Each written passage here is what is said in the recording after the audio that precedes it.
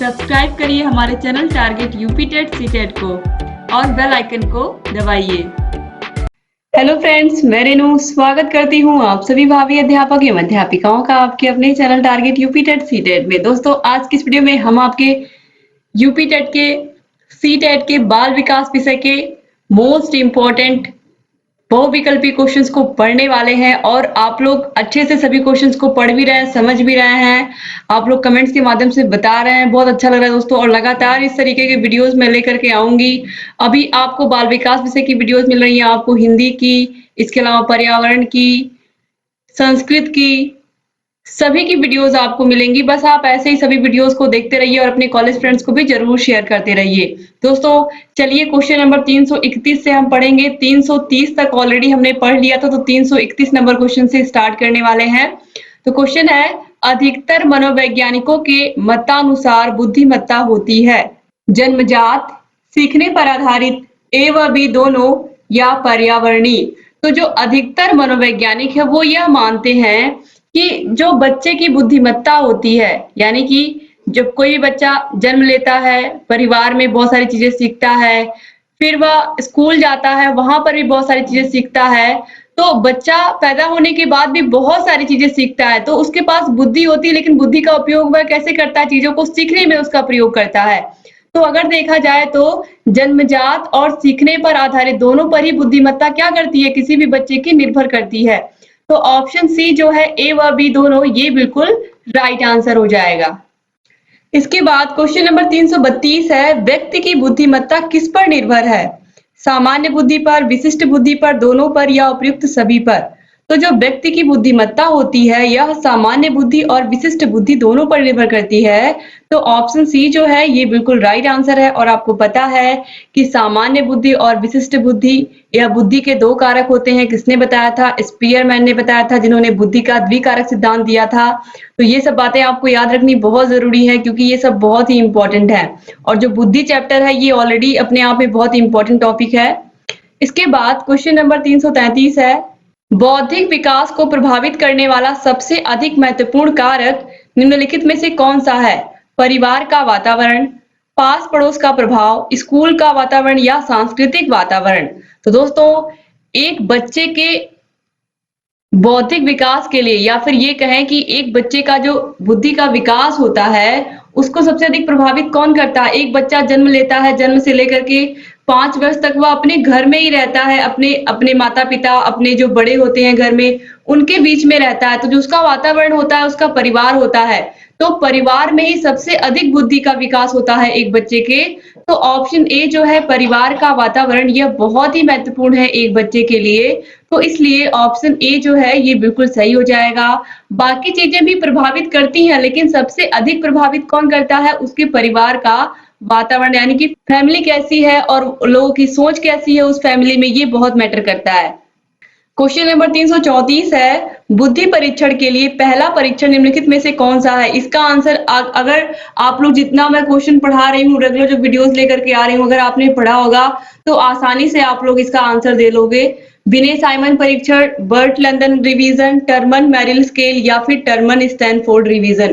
दोस्तों, आपको पता है कि बुद्धि परीक्षण के लिए पहला परीक्षण सबसे पहले किसने किया था? विनय साइमन ने किया था। कब किया था? 1905 में किया था। बहुत बार एग्जाम में पूछा भी गया है। यानी कि मानसिक आयु का प्रत्यय किसने दिया था? विनय साइमन ने। सर्वप्रथम बुद्धि परीक्षण किसने किया था? विनय साइमन ने। बुद्धि लब्धि का सूत्र किसने दिया था? टर्मन ने। ठीक है, तो ये सब चीजें आपको याद होनी चाहिए। क्वेश्चन नंबर 335 है, भारतीय परिस्थितियों में विनय परीक्षण का पहला प्रमाणीकरण निम्नलिखित में से किसने किया? चंद्रमोहन भाटिया ने, सी हर्बर्ट राइस ने, जे मनरी ने, या डॉक्टर जलोटा ने? तो जो विनय साइमन परीक्षण है इसको भारतीय परिस्थितियों में सर्वप्रथम किस मनोवैज्ञानिक ने प्रमाणीकृत किया था, या किस मनोवैज्ञानिक ने भारतीय परिस्थितियों में विनय साइमन परीक्षण का प्रयोग किया था?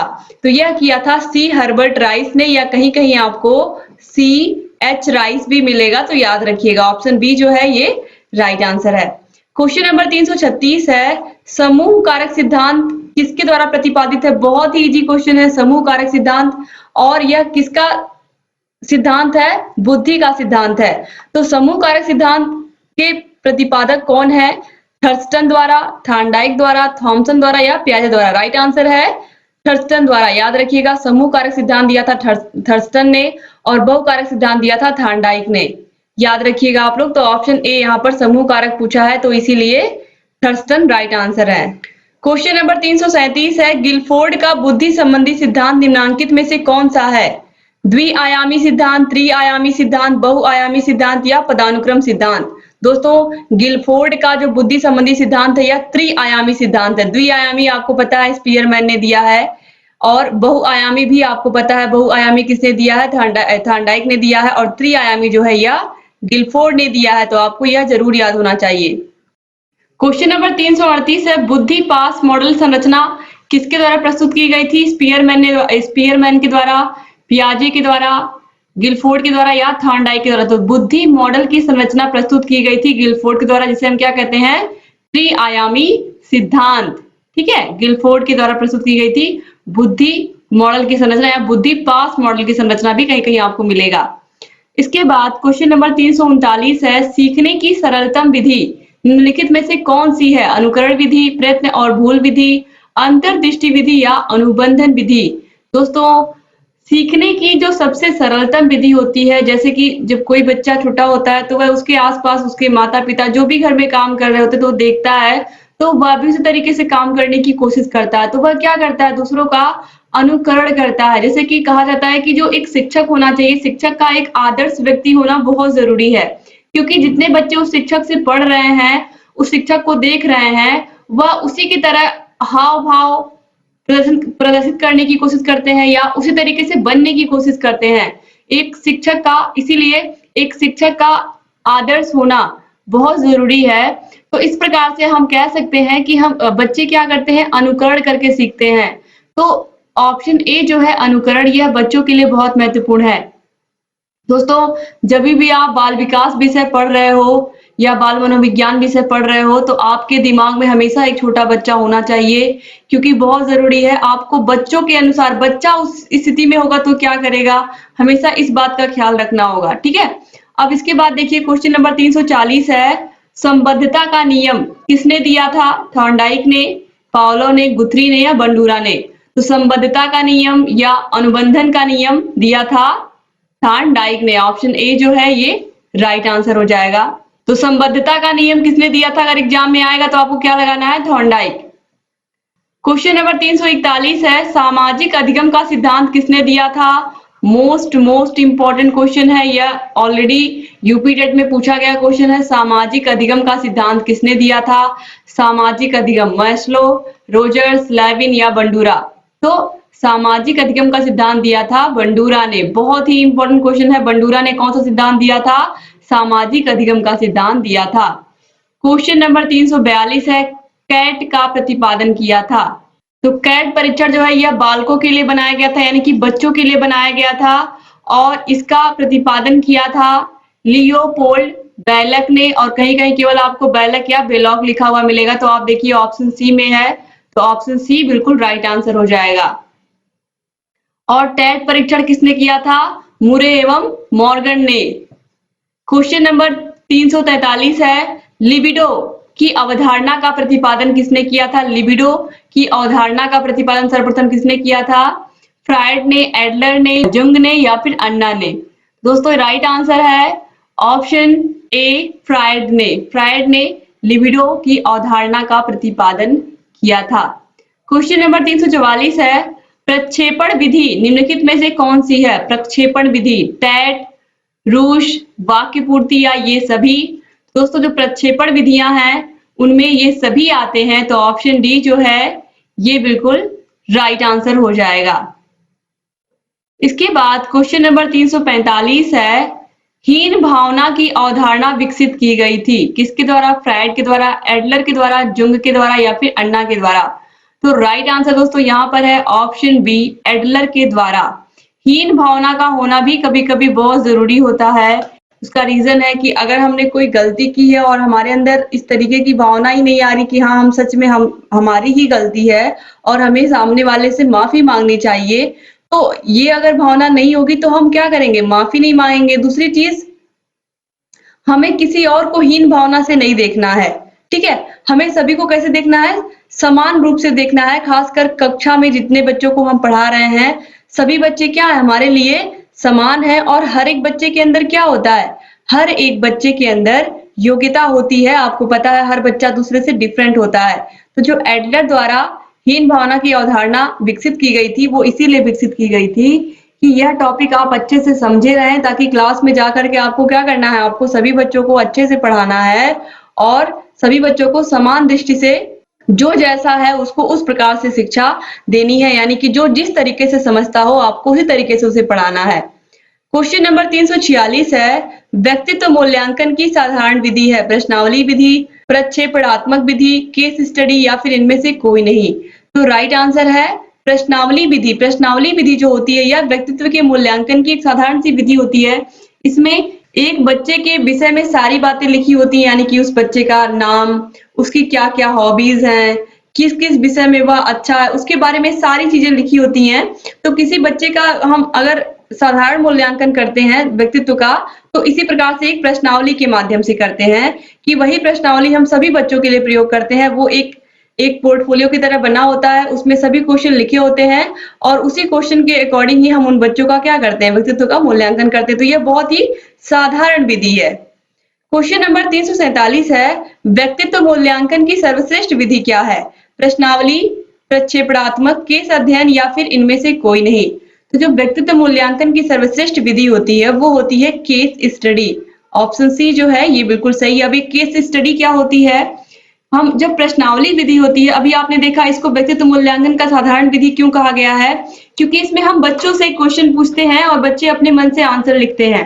ठीक है, तो कोई बच्चा कैसा है उसके सिर्फ हम क्या करते हैं, जो उसने आंसर दिया है उसी के अकॉर्डिंग हम क्या करते हैं, एक अवधारणा बना लेते हैं कि कोई भी बच्चा या इस विषय में अच्छा होगा या गणित में अच्छा होगा। क्या पता हुआ बच्चा विज्ञान में अच्छा है, उसने गणित आंसर लिख दिया हो प्रश्नावली विधि में, तो आप कैसे समझ पाएंगे कि बच्चा वाकई किसमें अच्छा है। लेकिन जो केस अध्ययन होता है, केस स्टडी जो मूल्यांकन की विधि होती है, इसमें क्या होता है, इस मेथड में बच्चे के माता पिता का इंटरव्यू लिया जाता है, उसके दोस्तों का इंटरव्यू लिया जाता है। यानी कि वह बच्चे के बारे में बताएंगे कि वह कैसा है, उसका व्यवहार कैसा है, वह किस विषय में अच्छा करता है या वह किस विषय में पढ़ने में अच्छा। उसके टीचर की, आप उसके क्लास टीचर की मदद लेंगे उस बच्चे के कि वाकई बच्चा प्रतिभाशाली है या फिर इसके अंदर कौन से गुण है, किस विषय में अच्छा है और इसका आसपास के लोगों से व्यवहार कैसा है। क्योंकि यह हम तभी जान पाएंगे जब हम उसके माता पिता से, उसके आसपास के लोगों से, उसके मित्रों से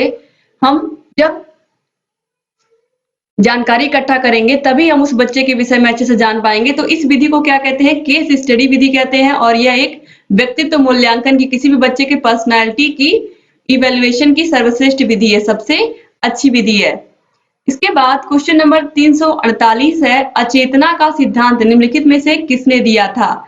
एडलर ने, जुंग ने, फ्रायड ने या एरिक्सन ने? तो दोस्तों राइट आंसर है एडलर ने। ऑप्शन ए जो है ये बिल्कुल राइट आंसर है। अचेतना का सिद्धांत किसने दिया था? अगर एग्जाम में आता है तो आपको एडलर पर राइट आंसर लगा देना है।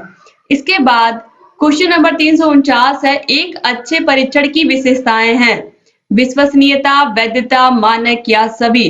तो एक अच्छे परीक्षण में ये सभी विशेषताएं होनी चाहिए, यानी कि वह विश्वसनीय होना चाहिए, बार बार प्रयोग करने के बाद भी वह सेम आंसर दे, हर बार प्रयोग किया जाए लेकिन जो उसका आंसर आए, जो परीक्षण करने के बाद रिजल्ट आए वह समान हो, तो वह क्या होगा, विश्वसनीय होगा।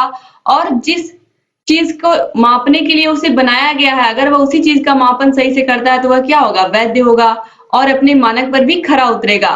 तो ऑप्शन डी जो है सभी, ये बिल्कुल राइट आंसर हो जाएगा। इसके बाद क्वेश्चन नंबर 350 है, प्रशिक्षण स्थानांतरण का सर्वप्रथम अवयव सिद्धांत किसके द्वारा प्रतिपादित किया गया था?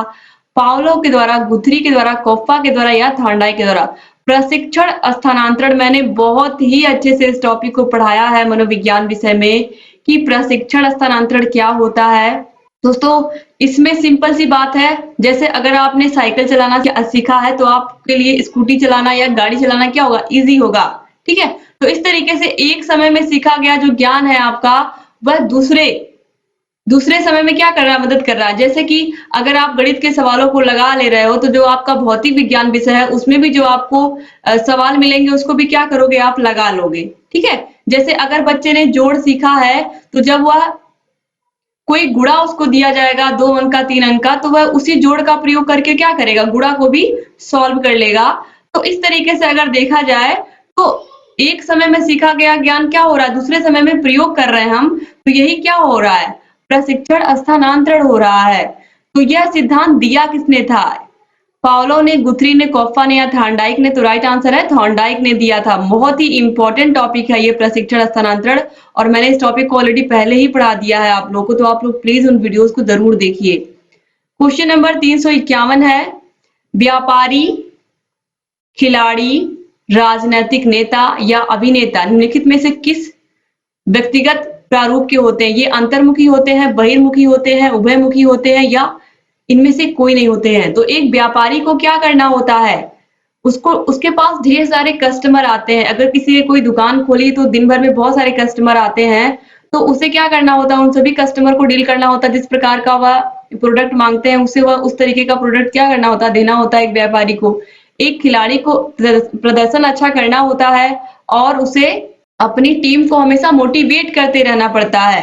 ठीक है, तो यहाँ पर भी क्या हुआ, यहाँ पर भी उसे बोलना ही है, मोटिवेट करना है। और नेता का तो काम ही बोलना है, ये तो आप लोगों को पता ही है। और अभिनेता क्या करते हैं, वो भी तो एक्टिंग करते हैं। तो एक्टिंग में क्या करते हैं, बोलते ही तो है, डायलॉग ही तो बोलते हैं।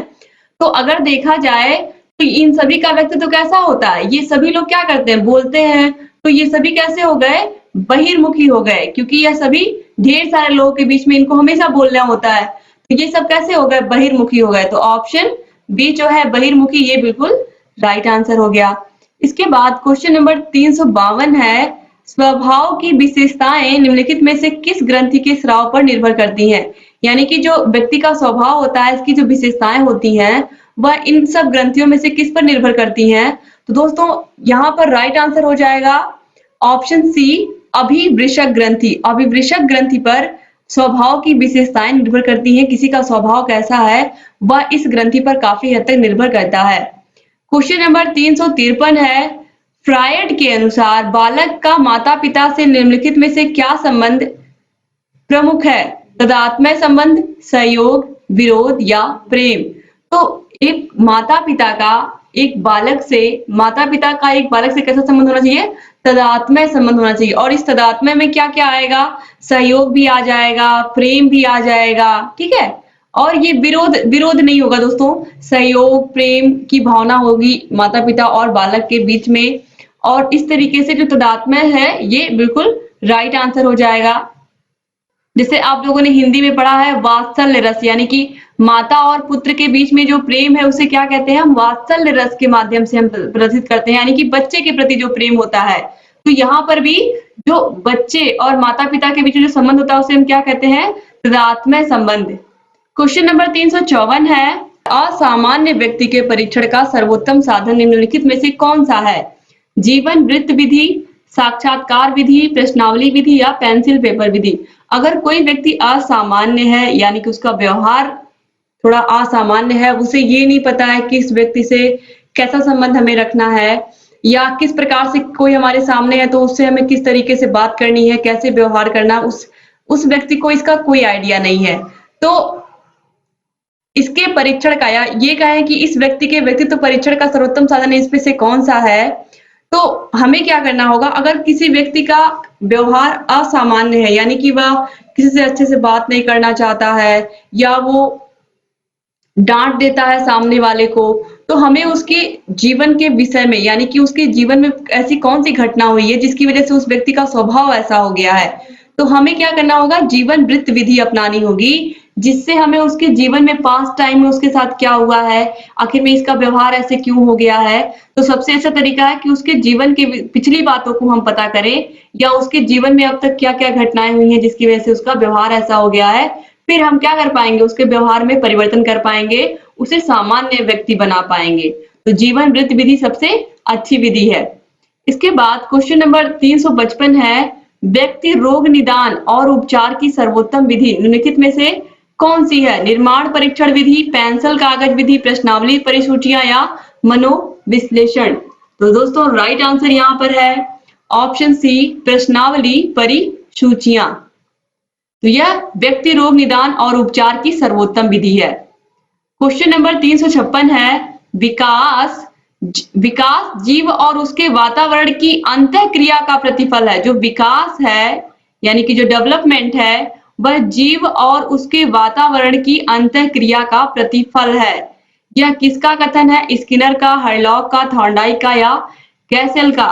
तो राइट आंसर है दोस्तों ऑप्शन ए, स्किनर। यह स्किनर का कथन है कि यह जीव और उसके वातावरण की अंतःक्रिया का प्रतिफल होता है। क्या? विकास।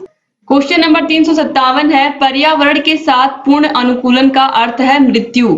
यह कथन किसका है? प्लेटो का, कमेनियस का, रूसो का या डीवी का? तो राइट आंसर दोस्तों ऑप्शन डी, डीवी का या जॉन ड्यूबी का। कहीं कहीं आपको जॉन ड्यूबी भी लिखा हुआ मिलेगा इस तरीके से, तो आपको कंफ्यूज नहीं होगा। आपको कंफ्यूज नहीं होना है। जॉन ड्यूबी इस तरीके से भी लिखा हुआ मिलेगा और इस तरीके से डीवी भी लिखा हुआ मिलेगा। तो यह कथन इनका है, याद रखिएगा। पर्यावरण के साथ पूर्ण अनुकूलन का अर्थ है मृत्यु। यह कथन डीवी का है या जॉन ड्यूबी का।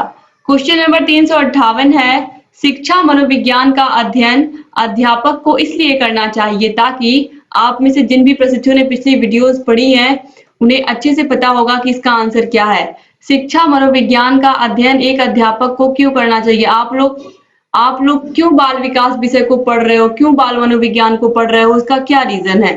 तो यहाँ पर आप देखिए ऑप्शंस में दिया है, इसमें शिक्षक को आत्मसंतुष्टि मिल सके, इससे वह दूसरों को प्रभावित कर सके, इससे वह अपनी परीक्षाओं में प्रथम आ सके या इसकी सहायता से अपने शिक्षण को अधिक प्रभावशाली बना सके। तो राइट आंसर आप सभी को समझ में आ चुका होगा कौन सा है? ऑप्शन डी, इसकी सहायता से शिक्षण कार्य को और अधिक प्रभावशाली बनाया जा सके। यानी कि अगर एक शिक्षक को बाल मनोविज्ञान अच्छे से पता है या शिक्षक ने बाल मनोविज्ञान को अच्छे से पढ़ा है तो वह हर एक बच्चे के विषय में जानेगा और यह भी उसे पता होगा कि किस बच्चे को उसे किस तरीके से पढ़ाना है और किस बच्चे से उसे कैसे डील करना है। तो ये सभी बातें एक शिक्षक तभी समझ पाएगा जब उसने बाल मनोविज्ञान को अच्छे से पढ़ा हो। इसीलिए बाल मनोविज्ञान आप लोगों का सब्जेक्ट है। क्वेश्चन नंबर 359 है बाल मनोविज्ञान प्रवृत्ति की क्या क्या विशेषताएं हैं? बाल मनोविज्ञान पर बल, बालक के व्यक्तित्व का आदर, व्यक्तिगत विभिन्नता के सिद्धांत पर बल या उपरोक्त सभी? तो बाल मनोविज्ञान प्रवृत्ति की ये सभी विशेषताएं हैं। तो ऑप्शन डी जो है उपरोक्त सभी, ये बिल्कुल राइट आंसर हो जाएगा। क्वेश्चन नंबर 360 है किसने कहा व्यवहार के सभी पक्ष का मापन किया जा सकता है? तो यहाँ पर आप देखिए ऑप्शंस में थॉर्नडाइक दिया हुआ है, वॉटसन दिया हुआ है, पावलो दिया हुआ है, स्किनर दिया हुआ है।